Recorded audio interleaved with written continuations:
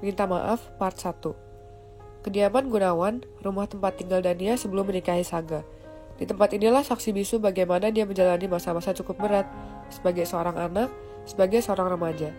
Di rumah ini pula lah dia menjadi anak patuh yang bahkan tidak bisa menggelengkan kepalanya untuk berkata tidak. Dia hanya bisa menerima setiap putusan dengan anggukan kepala. Risha sudah mondar-mandir di ruang makan. Ibunya duduk sama halnya dengan anaknya. Wajahnya tampak sangat gelisah. Hari ini batas akhir laporan kepada Sekretaris Han. Apa mereka sudah minta maaf kepada Dania dengan benar atau belum? Minta maaf dengan versi yang diminta Sekretaris Han. Bu, bagaimana ini? Walaupun aku sudah mulai syuting filmnya, tapi kalau sutradara menendangku, aku bisa apa? Kita harus bagaimana, Bu? Merengek seperti biasanya. Ibu, hanya itu yang dia bisa lakukan. Tidak mudah mendapatkan kesempatan untuk menjadi pemeran kedua dalam film yang akan dia bintangi ini. Risha bahkan sudah pamer kemana-mana. Kalau sampai film ini gagal dia bintangi, sepertinya dia memilih tenggelam ke dasar bumi saja. Diamlah, memang hal seperti ini terjadi karena apa? Karena ikanmu seperti anak kecil yang selalu ingin turuti itu kan? Ibu menghardik, menyadarkan Risha. Kalau selama ini sikap kejam yang ditujukan untuk Dania sebagian besar memang karenanya. Ibu, iya ini semua salahku. Jadi aku harus bagaimana? Mengaku, nasi sudah menjadi bubur. Saat ini tidak ada yang bisa dia lakukan. Dia sudah kalah telak dari semua segi. Menikahnya Dania dengan Tuan Saga adalah kekalahan terbesar dalam hidupnya. Baiklah, hanya berlutut dan memohon kan? Ayo kita lakukan. Ibu bicara lirih, walaupun dia berkata dengan bibir yang bergetar menahan kesal. Kedua orang itu gemetar, membayangkan apakah mereka benar-benar sanggup melakukannya. Memohon pengampunan di hadapan Dania secara langsung. Kalau hanya untuk bersikap baik, walaupun kaku dan janggal, mereka masih mampu. Tapi demi mengingat kembali kejadian siang itu, sepertinya mereka tidak punya pilihan. Siang itu karena sebuah telepon, Risha dan ibunya sepulang syuting menunggu di sebuah kafe. Wajah mereka sudah terlihat pucat. Saat seseorang muncul seorang diri, mereka sudah bernafas lega. Padahal seharusnya laki-laki yang di hadapan mereka inilah yang harusnya paling dikhawatirkan. Sekretaris Han yang nama dan siapa dirinya tak ada yang tahu. Maaf sudah membuat kalian menunggu. Padahal Nyonya dan Nona Risha pasti sangat sibuk. Tersenyum ramah sebagai salam pembuka seperti biasanya. Han duduk dengan tenang. Tidak, Sekretaris Han. Belum selesai bicara? Baiklah, saya langsung saja mematahkan harapan keduanya. Sekarang mereka mulai memasuki labirin menakutkan yang ujungnya tidak diketahui. Rasa takut mulai muncul, melebihi saat mereka bersitatap dengan Tuan Saga. Kedua wanita itu berpegangan tangan di bawah meja. Suara Sekretaris Han sudah terdengar sangat serius. Dia tersenyum tipis, tapi senyum itu sebenarnya sangat menakutkan. Tuan muda memang agak sedikit pendendam, tapi mohon kalian berdua memakluminya ya, karena Nona Dania adalah istri yang disayangi oleh Tuan muda. Dia mau bilang apa sih sebenarnya? Risha dan ibu berpikir sama. Tuan muda ingin kalian meminta maaf dengan benar pada Nona Dania atas semua yang sudah kalian lakukan selama ini. Menghentikan kalimatnya dan memberikan intimidasi melalui sorot mata. Ibu menahan tangan Risha, mencegahnya bicara. Sekretaris Han tersenyum tipis. Saya sebenarnya tidak mau mengatakannya, tapi saya tahu semua yang sudah kalian lakukan pada Nona Dania. Bahkan saya juga tahu kejadian waktu kecil Nona Dania dan Nyonya. Wajah ibu langsung pucat pasti. Apa saya menakuti kalian? Maafkan saya. Bagaimanapun kalian adalah keluarga berharga yang dilindungi Nona muda. Seharusnya saya tidak boleh mengancam atau membuat kalian takut kan? Maafkan saya. Lagi-lagi tersenyum menakutkan. Intinya, minta maaflah secara tulus dan natural kepada Nona Dania. Lakukan sebaik mungkin ya. Jangan sampai Nona muda merasa kalian minta maaf karena terpaksa, karena ada yang menyuruh kalian. Atau bahkan, jangan sampai Nona Dania berpikir Tuan Saga mengancam kalian agar kalian minta maaf. Apa bisa begitu? Tapi kalian kan memang mengancam kami. Risha memegang tangan ibunya yang sama gemetarnya di bawah meja. Iya Tuan, kami akan lakukan. Risha yang mewakili ibunya. Tentu saja Nona Risha juga kan aktris. Saya rasa bisa berakting dengan baik dan natural. Han tersenyum tipis. Baik Tuan, saya akan melakukan yang terbaik. Tentu saja, hidup mati kalian kan tergantung ini. Han tertawa. Terkadang Sekretaris Han tidak bisa menempatkan diri kapan seharusnya dia bisa tertawa. Karena seringkali senyum atau tawanya maknanya jauh lebih mematikan daripada saat dia berwajah serius. Dia sedang tidak tertawa. Dia sedang mengancam. Ibu dan Risha lagi-lagi berpikir sama. Baiklah, saran dari saya itu saja. Nikmati makan dan minuman yang sudah kalian pesan. Biar saya yang bayar. Oh ya, satu lagi. Buat secara natural mungkin ya. Kalau Nona muda curiga, bahkan sampai bertanya pada saya tentang kalian yang minta maaf, berarti akting kalian gagal ya. Dan kita akan bertemu lagi nanti. Sampai jumpa. Han menundukkan kepalanya hormat, berlalu sambil tersenyum tipis. Saat Risha tengah latihan menangis di depan ibunya, dari arah tangga Raksa muncul, bernyanyi dengan riang. Dia sudah memakai setelan formal. "Raksa, kemari!" panggilnya dari meja makan. "Apa kak? Aku mau berangkat."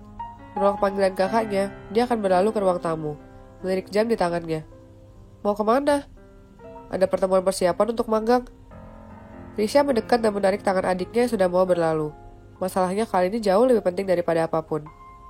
"Kak, aku mau pergi. Nanti aku terlambat. Aku berurusan dengan perusahaan Antana Group. Kalau aku salah sedikit saja, aku bisa tendang dari daftar peserta magang." Raksa benar-benar menolak keras melalui kata-katanya. "Sebentar saja, kumohon." Ada apa dengan Kak Risha? Sampai mohon segala. "Antar kami menemui Dania." "Hah? Kenapa?" Curiga memandang Risha dan ibu secara bergantian. "Kalian mau apa lagi dari Kak Nia?" "Jangan macam-macam lagi, Bu. Kemarin kalian sudah lihat kan bagaimana Tuan Saga memperlakukan Kak Nia. Dia istri yang mendapat kasih sayang Tuan Saga." "Ih, banyak sekali bicaramu seperti perempuan." Risha menutup mulut adiknya. "Kami bertemu Dania mau minta maaf." "Hah? Lepas." Mengibaskan tangan Risha. "Itu malah lebih mencurigakan. Memang kenapa kalian mau minta maaf?" "Hei, adikku, memang orang jahat itu harus selamanya jahat apa? Aku mengakui semua kesalahanku di masa lampau, dan sekarang ingin minta maaf pada Dania. Apa itu salah?" Raksa mencibir. "Kalau itu bukan Kak Risha, aku percaya." Risha memukul kepala adiknya. Sekarang ibu yang melotot. "Jangan pukul adikmu." Iya Bu, maaf. Habis dia begitu sih. Nanti Kak Risha kasih kamu uang jajan deh sebulan." Menggoda dengan tawaran uang yang menggiurkan. Sebulan loh, uang jajan. Untuk anak yang hanya bermodal uang jajan dari ayahnya, Risha berpikir pasti Raksa akan tergoda. "Tidak butuh uang, Kak Risha." Raksa mengibaskan tangannya, sombong, jumawa dan besar kepala.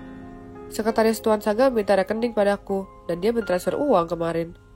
"Apa? Kenapa?" Risha yang emosi. Bagaimana perlakuan sekretaris Han menyebalkan itu sangat berbeda pada Raksa dan dirinya. Katanya karena selama ini aku baik pada Kak Nia, jadi Tuan Saga memberiku uang jajan." Tertawa puas. "Oh, jadi kamu menjual hubunganmu dengan Dania? Ternyata kamu menyedihkan juga ya." Risha mencibir kesal. "Apa? Aku sudah minta izin pada Kak Nia kok. Katanya terima aja semua yang diberikan Tuan Saga. Jangan menolak apapun. Anggap saja itu uang jajan yang diberikan kakak ipar." Raksa mematahkan argumen Risha dan menjulurkan lidahnya meledek kakak perempuannya. "Berapa?" Emosi sekaligus penasaran menjadi satu, menggumpal dan ingin dia muntahkan ke wajah Raksa. Dia sedang iri, kenapa Raksa seberuntung itu. "Apanya?" "Yang diberikan Tuan Saga padamu," berteriak. Aku tidak mau beritahu. Nominalnya pasti membuat Kak Risha semakin kesal nanti." Risha mencengkram bahu adiknya saking geramnya. "Berapa? 100 juta? 200 juta? Risha, jangan bersikap begitu pada adikmu. Lepaskan tanganmu." Ibu walaupun sangat menyayangi Risha, tapi tetap memposisikan Raksa sebagai anak laki-laki berharga keluarga ini. "Nak, hubunganmu dengan Dania kan sangat baik. Kali ini bisa ya tolong ibu dan kakakmu?" Risha melepaskan tangannya dan memilih duduk. Ya, Raksa memang agak kurang ajar padanya. Tapi kalau ibu yang meminta, dia pasti tidak bisa menolak. "Memang ibu mau melakukan apa?" Raksa mendekati ibunya duduk di kursi di meja makan. Raksa masih tidak suka, pandangannya masih curiga saja. "Ibu dan kakakmu mau minta maaf, itu saja." Menyentuh tangan anak laki-lakinya. "Ibu tidak akan melakukan apapun pada dia. Sekarang dia itu istri Tuan Saga. Memang ibu seberani itu mau melakukan sesuatu padanya." "Kenapa? Apa dia Tuan Saga yang minta?" Kecurigaan Raksa semakin menjadi, karena ini memang sangat tidak biasanya. "Lakukan secara natural, jangan sampai ada yang menduga kalau Tuan Saga meminta yang pada kalian." "Hei Raksa, aku hanya ingin berubah. Aku tahu aku salah memperlakukan Dania selama ini, dan aku ingin minta maaf." "Benarkah? Apakah Risha tulus?" "Ini anak kenapa sih? Seumur hidup pernah dibohongi orang apa?" "Iya, aku tulus. Memohon. Aku tulus sekali. Ini hal paling tulus yang aku lakukan seumur hidupku. Percayalah padaku. Bantu aku sekali ini saja." "Baiklah, jemput aku nanti sekitar waktu makan siang. Aku akan kirim lokasinya nanti. Sekarang aku pergi ya." "Baiklah adikku tersayang, terima kasih ya." "Ibu dan Kak Risha, semoga kalian benar-benar tulus kali ini. kakaknya sudah melindungi kita dengan mengorbankan hidupnya. Dia selalu menganggap keluarga ini sebagai keluarga, entah seperti apapun perlakuan kalian padanya. Ibu, ayo kita berlatih lagi. Jangan sampai Dania curiga kalau kita sedang berakting. Risha menarik tangan ibunya. Ya, berubah untuk sebagian orang itu memang tidak mudah.